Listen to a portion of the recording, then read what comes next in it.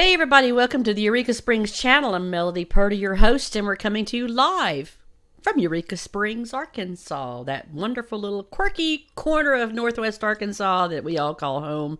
How come you're not here? That's my big question. Today I've got a special guest with Clear Spring School. Not Clear Springs, Clear Spring, single spring. Because it's a place you want to be if you're a kid in Eureka Springs. And I've got lots of information to share with you today. I've got Miss Bobby Benz, who's with me, and she is part of the big, wonderful staff out there at Clear Spring. Let me get her onto the screen for you guys to meet. And hey, Bobby. Hi. What's up, girl? How's it going today? I'm all right. I know you're happy. I am. Because it's August. It's August. At Clear Spring School. And the kids are back. And the kids are back. And what a great time. Are you looking forward to a big year? Yeah, it's going to be a really nice big year. We got lots of fun stuff planned, and the kids have their electives going on right now. So if you hear some chaos behind me, we got two. That's it. I don't believe chaos doesn't happen at Clear Spring. Never. It's organized chaos, right? Yes. So you sent me some images for us to flip through today to kind of bring people outside into Clear Spring so that we can kind of get a little vision of what you all have got going on there. Let me bring up your first slide here that you shared with me. Tell me what we're looking at. This is what we want to see. All these things that are going on. What's going on here, Miss Bobby? So we just started school a couple weeks ago, and it's our 50th year. So it's a big year for us. This is just some of the kids running around playing on the playground. The one on it would be my left. I'm not sure how it looks for everybody at home, but that's actually a game of basketball. Oh, you're playing on the dirt court? A little bit. That's a little bit. Yeah, okay. But it's multi ages, and that's the part I liked the most. There's a second grader in there with a high schooler and some middle schoolers, and so all the kids are playing together. And then, we got our nice little playground that's getting used again. It gets so sad and lonely in the summer. Yeah. There's some first and second graders, and that's Miss Brittany. She's one of our wonderful teachers. Getting ready for the new year, doing their little morning meeting, and kind of getting that done. And this picture, I just love this. I was watching the kids play one day, and these two are building a tank. So a tank? A tank. Okay. So they are using their teamwork. And if you go to the next picture, you can see where that little guy comes up top. Okay. Ingenuity. I love it. So they did some fun hideout ingenuity there with their tank. That's cool. That's cool. Makes me giggle. Yeah. All right. And then, of course, we're big on our camping. So this is one of our first camping meetings. The kids really do spend about 6 to 8 weeks planning this out, doing everything from the safety and the budgeting, getting their teams together, creating a team environment with each other. So there's lots of things that they get together twice a week to go over to make sure that everybody's ready for the big day. Okay. Oh, and there's some of our high schoolers. Not all of them wanted to climb up this high. That's a bit. It's high up there. The big tower. Too. Yeah. Now, is this the lookout tower in town or the one out on 62? This one I think is the one on 62. Oh, okay. Okay. I see, because I see the viewer there for people to look out over the land there. So that does look like the one on 62. Yeah. And that's high. Ooh. It's really high. Yeah. They're just getting an aerial view of their ecosystem that they're studying. Yeah. They're going to start working on some persuasive writing papers to convince people to engage in the environmental issues of our time. And this is super fun. So, of course, we know I do the philosophy for kids, and I'm with the middle schoolers right now. This is Jessica's their core teacher, and they are doing a structural engineering project to build the tallest possible tower out of dry spaghetti noodles and marshmallows. So, of course, they have to do their teamwork. Right. Talk it out. I'm not really sure what's going on with all those marshmallows on the bottom. I'm guessing they were laying a large foundation to build it up taller. Obviously so, yes. But the picture over on the right, I just love the looks on their faces. They're so serious and intent. I think it's just right. So that's just a fun little project. And these are the middle schoolers again. This was our first field trip that we did. We went down to our local library, and Christina showed them the quick and easy way to access all the major research portals that we have access to through the library, how to kind of navigate them, where you might want to go for this or for that. So that was fun for the kids. Got to get out in town. Yeah. The That'd be picture, a great thing for the adults too. For my goodness, I grew up, and you probably did too. I don't know how old you are, but our main resource of research was an encyclopedia. For goodness oh, sakes, and and like so all of the things that are out there. I mean, what an invaluable, so much easier. thing to do is to find out where you find everything Yeah. for And the for kids picked a joint topic to look up. So we were looking up skinwalkers because, oh, that. skinwalkers. So, yeah. That's an important thing. And this looks like this is I recognize this area in particular. Yeah, I see that that's big really bumblebee great. in the background. Yeah, Yeah, we get to have a nice lunch there and just yeah. kind of relax as a whole class together. There's Hmm. about 15 total students in there. So it's in my mind, it's a nice smaller size classroom, but it's just the right size to get your groups going. And we stopped, of course, at Grotto Spring on our walk back to school because that's Okay. always got to be fun. Yep. And then the last one, that's just us having some good old fashioned fun, Okay. take a little break for the day. Uh, Right.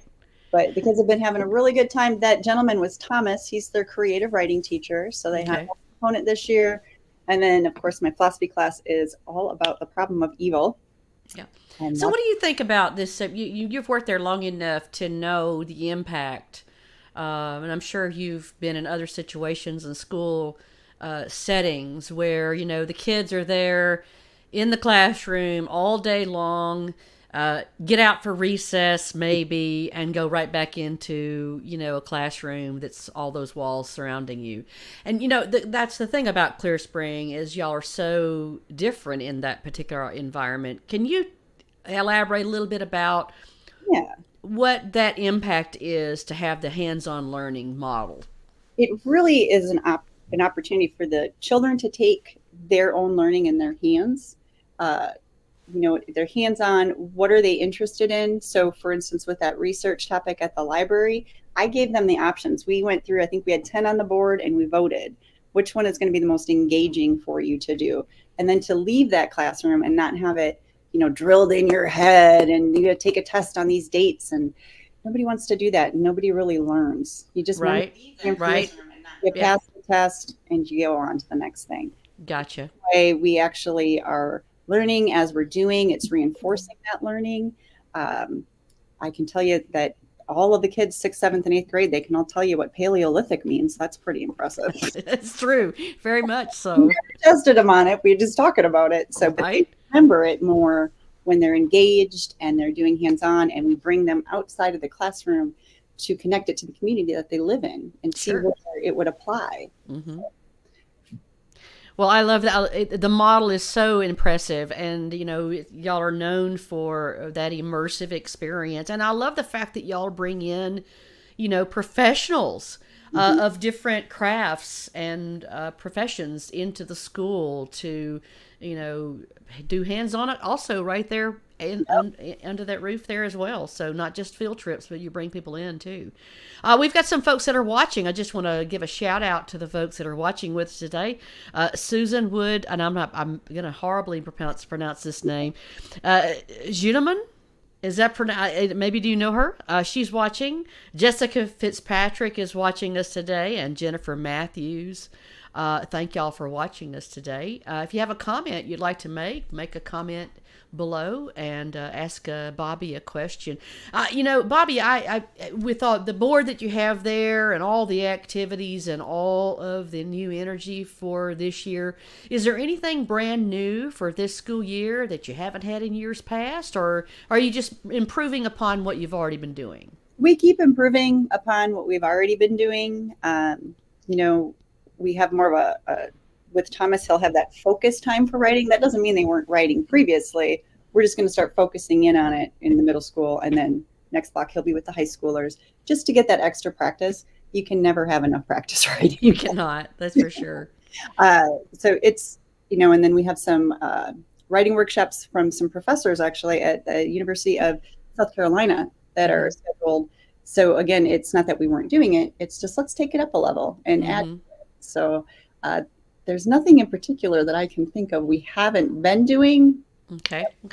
It's more just, let's bring it up because now 50 years later, the things that we needed to learn when you and I went to school are very different than the things very different.